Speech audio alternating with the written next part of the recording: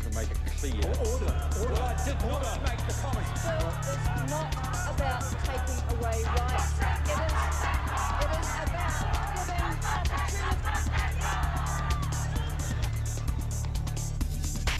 Good ladies and gentlemen, good evening and welcome to Citizen A, where we rank the week's current affairs with the best political team on television from a very, very, very Auckland perspective. Warning, we're as fair and balanced as Fox News. Joining me tonight are my revolving panel of bloggers and Auckland opinion shapers. She is from the Auckland University Department of Film, TV and Media Studies and lectures at Massey Uni, one of the best bloggers in New Zealand, Phoebe Fletcher.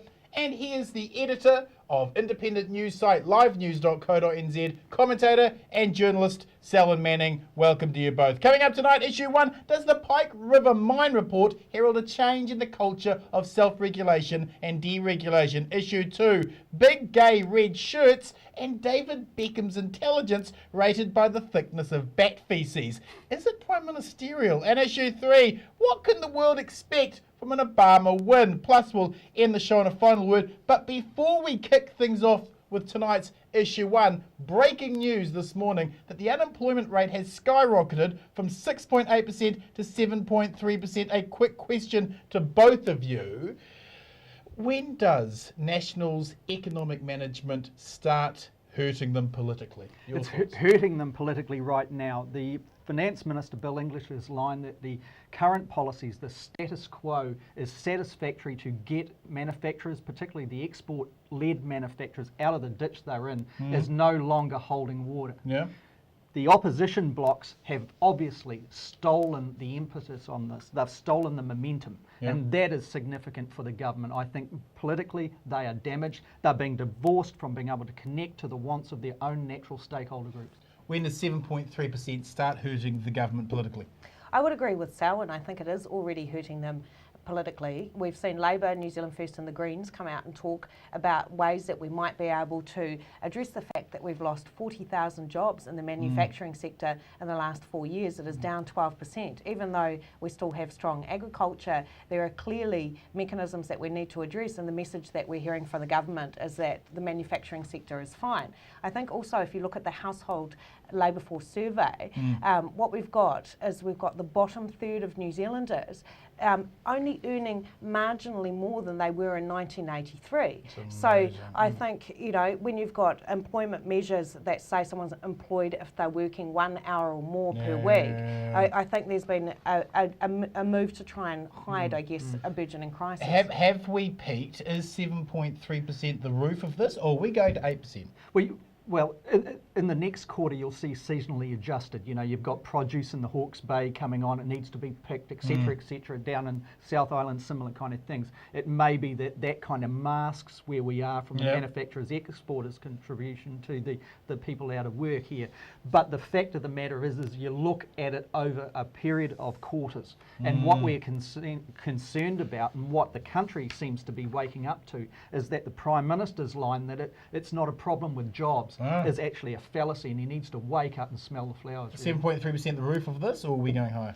Well, I think one of the things we've got to look at as well is that that poll that came out a while back where they said that the casualisation of the workforce means that there are, you know, as many as 20% underemployed. So I think that this is a big problem, yes. Thank you, panel. Okay, moving on to issue 1 tonight. The report into the Pike River mine tragedy is as damning as it gets. The company, the Labour Department, the regulatory environment created by politicians, everything to do with health and safety standards has been damningly critiqued and shamefully found lacking. So much so, the Minister, Kate Wilkinson, has resigned. Phoebe, is this a turning point in the myth of self-regulation? Do we want red tape or do we want blue string? I think we do need regulation. I mean, it's pretty obvious that we do. We performed worse than most other OECD countries on this. In fact, a lot of mining experts said that we were in line with developing nations in the way that the Pike River was run. If you look at, you know, Mr. Masaoki Nikoishi, is it, that he did a report in 1993 where they said, that the methane levels were at 46%. There is no way that they would mine there.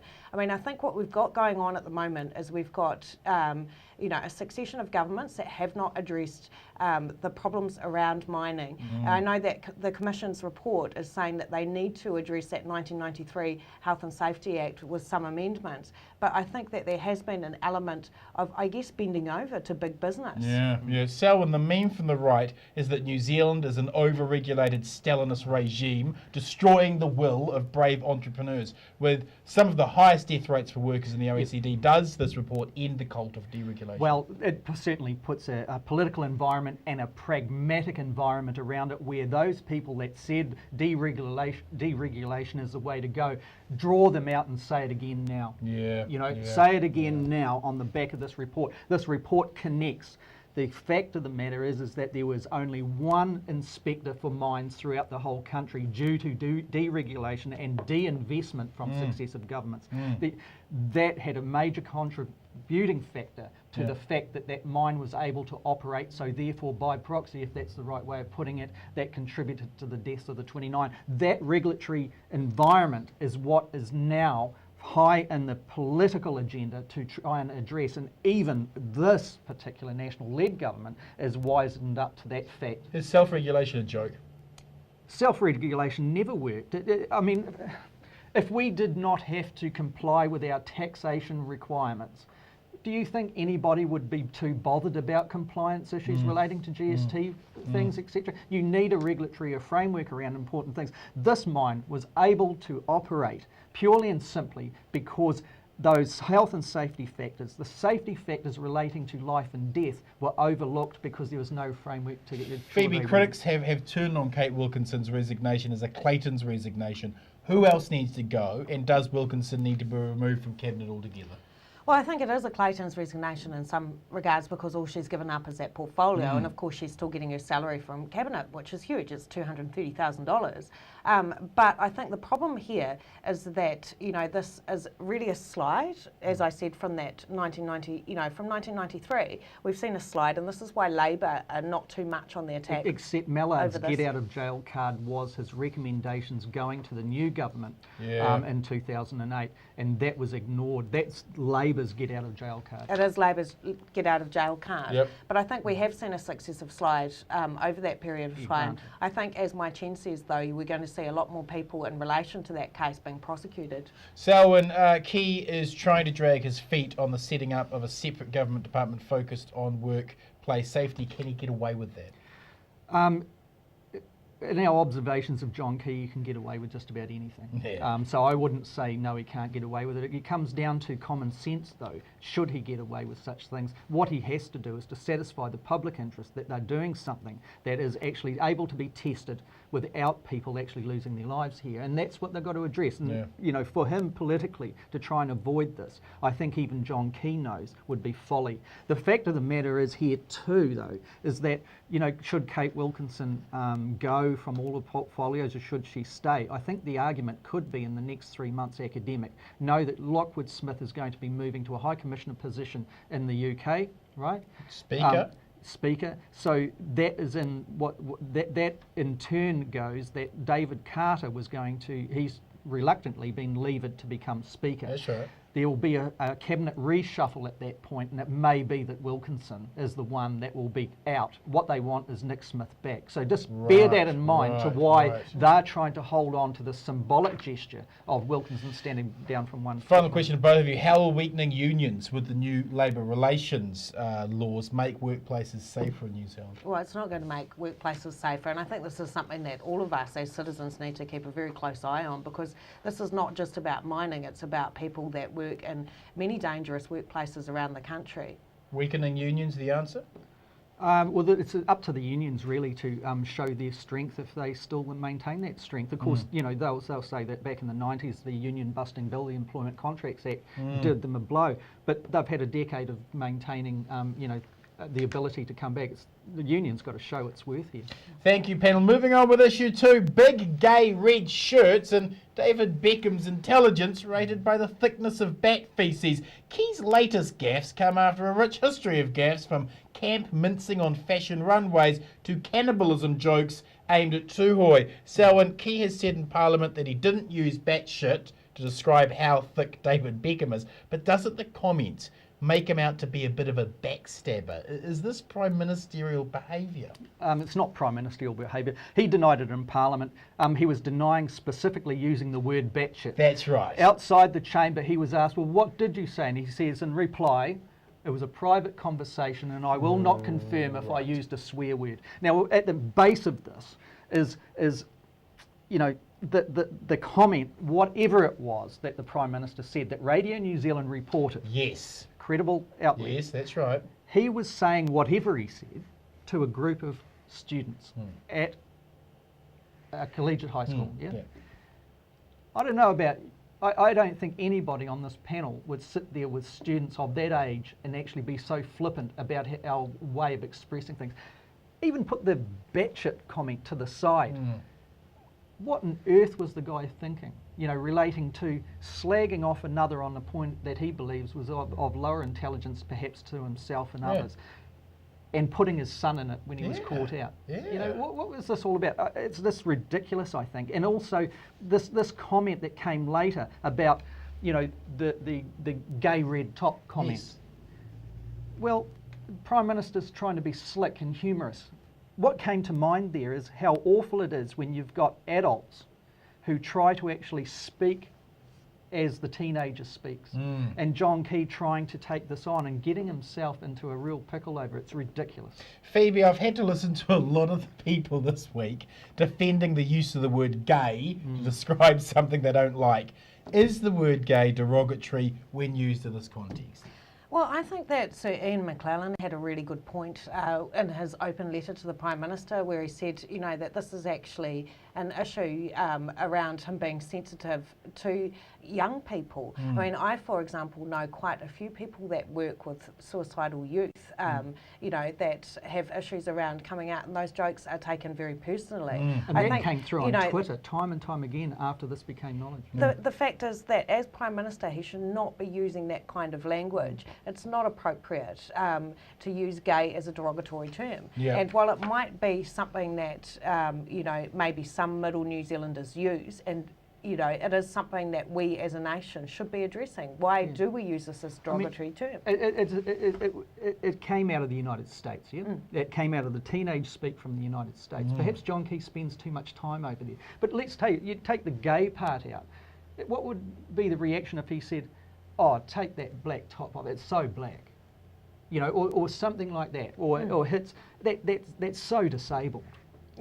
Or you know, it's that type of thing that is starting to come through here. That it's kind of you just can't see him getting himself out of a thing like that. Selwyn, that you're seeing so many people rush to defend Key's comments suggests his gaffe has resonated with national voters. Stuff Online have run a poll asking if people thought his comments were offensive, and with a massive 26,000 votes, 50.5% said he's just joking around. His gaffe is resonating with voters when his policies are not. Is that convenient or is that Machiavellian? Machiavellian, I don't know. I mean, it's John Keyism.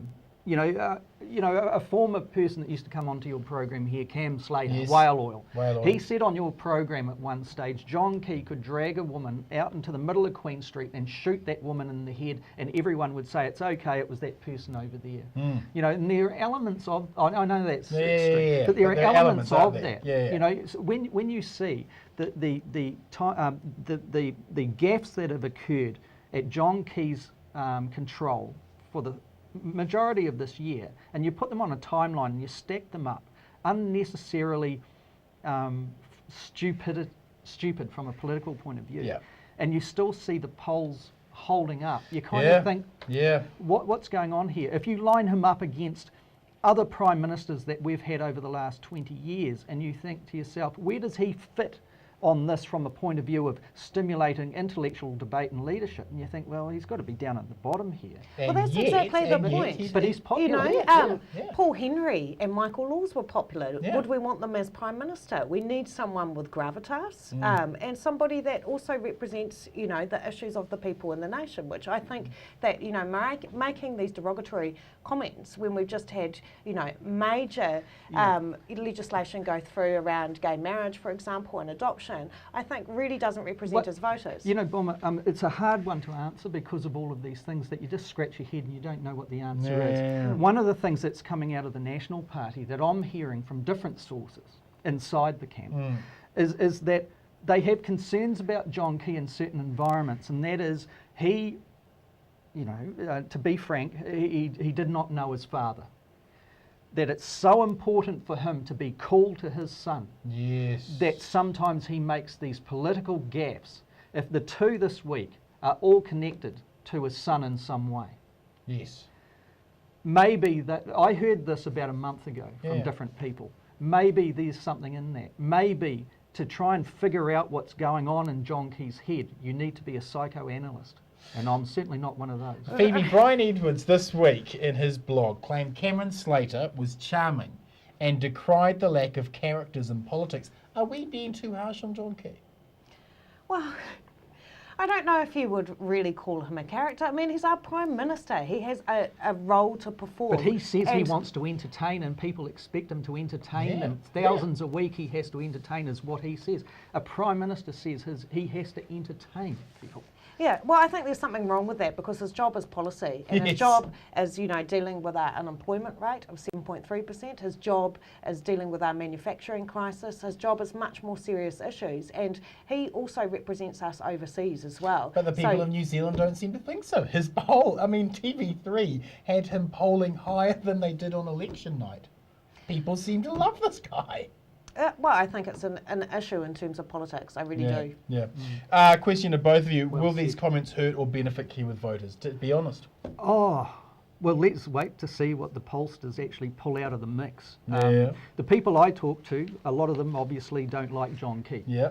The ones that do like him and want him to bring them in, they're also saying they're starting to have a few worries about the way John Key handles these types of things. Will these comments hurt John Key or is it going to connect with voters? Well, I agree with Selwyn. I think, you know, in the inner circles of National, there probably is some concern over... There's no probably about it. There is. Yes, okay.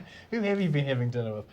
Thank you, panel. Moving on with issue 3. It's all over and Barack Obama wins a second term. Phoebe has 4 more years of increased drone strikes, better than invading Iran. Is that the way we're going to look at it? Very difficult question. Is that the way we're going to look at it? I think possibly, you know, that is one way to look at it.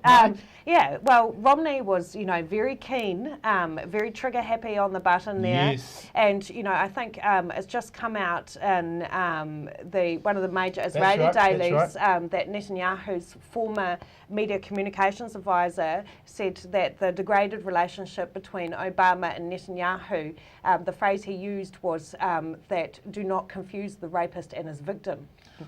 In the last week. So I think that there is a kind of distinction between those two on the Iran issue. Yes. I mean, we've had reports coming out of the United States as well from CIA circles, leaks, that, you know, the people that they least trust in terms of intelligence are actually the Israelis because they're worried that they could potentially perform a strike without telling them.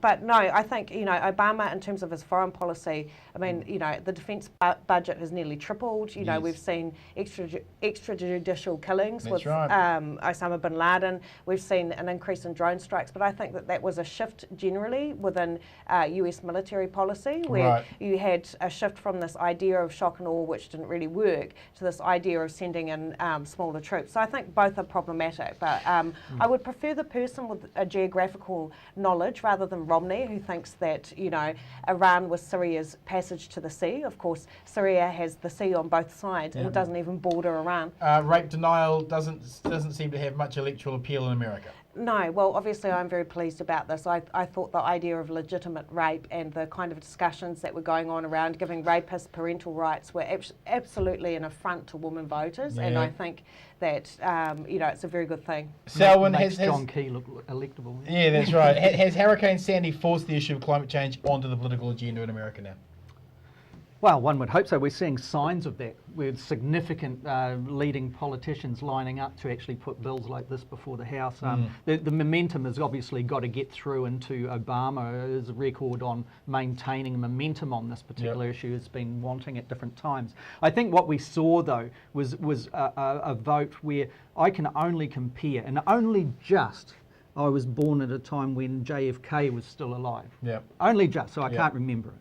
But when you compare to where America has come from to where it is now, and that speech that Obama delivered last night, then it's a wake-up call that it is a society that is progressing on anyone's values. How that transcends into foreign global policy is the challenge. There was a certain thing with Obama that you saw in his delivery of that speech last night. There was a slight elevation of the chin, and there was a determination on particular issues, and it was almost one, I think, that was representative of a president who has been re-elected again, who never again has to worry about the electorate and how he has to massage this group of politicians with that one. He knows he's got 4 more years to put his stamp on being Barack Obama. And that's the difference. And it might transcend into more controls on the CIA, more values into the way that the United States expresses itself around the globe. Maybe. It was a good night for gay marriage. It was a good night for marijuana reform around America.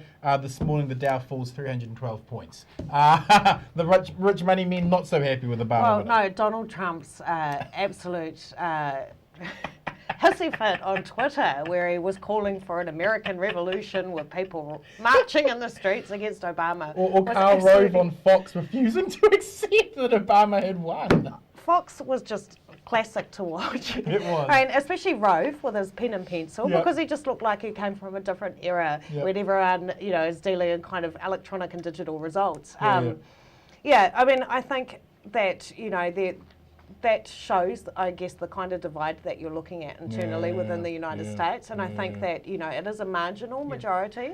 But I guess to underline the point that the United States now is no longer in the control of the old white Anglo-Saxon Protestant males. Right. You saw the proportion of the vote going for Obama from the Hispanic communities, female community, from the Black American communities, the female communities, and the Asian communities, having a significant impact on who was going to be president. Sometimes you go to New York and you think, I think of that song, coffee-coloured people by the score. America is no longer the bastion of the controls of that white group. And that I think is a fascinating thing. Just on that then, what now for the Republicans? What do they do? Well, I guess they have to rebuild themselves. I mean, the immediate issue that when you talk about the Dow Jones falling more than 300 points, I mean, you've also got the fiscal cliff in there as well, because you've got the tax reforms that came in during George Bush that are up, due up for review. Are the and Republicans this is something prepared that to concede? Well, I think that they're going to have to. Otherwise, if they go into deadlock, then that really affects their economy and potentially. Maybe, but remember that the Republicans have got the House of Representatives by a long shot. They have got the ability to stamp their mark on economic kind of reform and economic kind of controls. The president's got veto rights, but they've got a major hold on that. Well, that's why I'm saying, not the Senate, potential, but the legislature. Biggest issue confronting Obama the next 4 years? Well, I think it's going to be internally the economy, most certainly. He's got to get. Clearly, what came out time and time again in his campaign was they've got to get jobs for their people, and how they do that, that's his challenge. World slightly safer with Obama? Oh yeah. Could either of you imagine Paul Ryan if he had to step up and become president? I couldn't imagine the world if that continuum came, and it is gratifying to see that the good American public voting once again against the excesses that we saw from the Bush administration. A positive for America? I think it is, and I think that there's a number of things that you saw under that Bush administration. I mean, you had people like Cheney, for example, working with lawyers like you and Gonzalez, and transferring executive power away from the Senate to the president. So I'm legal very means of happy torture. not to have. That's right, that's right. Let's wrap the show with final word. Selwyn, your final word this week is? Okay, well, all the celebrations over Barack Obama is all very well and good, but remember in December, early December, we've got the TPP, or the Trans-Pacific Partnership Agreement negotiations here in Auckland. There is a complacency danger here that if we think, oh, America's great, it's in the hands of this great guy, that we actually take our interests off the ball here. Remember that in those negotiations, there is an argument coming from the United States brokers to have direct legal controls over the way New Zealand positions itself in a regulatory manner, even with mines. That's right. If the United States commercial interests cannot get a satisfactory level of return from there, and they see that the New Zealand government has put regulatory controls in that would stop them maximising their profits, they can take over it if the TPP goes through. We'll be doing 3 shows special focusing on the TPPA when it's in town. Phoebe, your final word this weekend? My final word would be I would be watching the Labour Party conference this coming weekend because they are changing the way that the votes are distributed. And I think that this is something that they need to do. I think that Shearer's been in for a year now. I was supportive of him in the beginning, I have said many times, but I think he also lacks the teeth. I mean, we talk a lot about John Key not being a politician, but I think that they're, the one thing that the National Party has very strongly in terms of their front bench is people that can talk. And John Key has that ability, whereas, I think that they need to kind of, massage and group together in terms of their internal divisions and shift Cunliffe to the fore. I'll be blogging from the conference live. Looking forward to that. Thank you, Phoebe. Thank you, Selwyn. Ladies and gentlemen, to my final word, you cannot separate the 7.3% unemployment rate from the National Party's economic mismanagement any longer. For 4 years, Kiwis seemed to give John Key the benefit of the doubt that he wasn't responsible for the economy he inherited from the global financial crisis. But while Key wasn't responsible for the crash on Wall Street, his implementation of the exact same free market ideology masquerading as centre-right to disguise the enormity of their impact have dealt the poorest a terrible blow. We are implementing failed neoliberal policy across a raft of government agencies and departments as a response to a global economic slump generated by that exact same set of ideas. When we are performing such political masochism, 7.3% unemployment seems more predictable than shocking. If you like tonight's show, please join our Citizen A Facebook site and connect with other like-minded new citizens, and follow me on my Citizen Bomber Twitter and Facebook page. Thanks for watching, whānau. Good night, Aotearoa.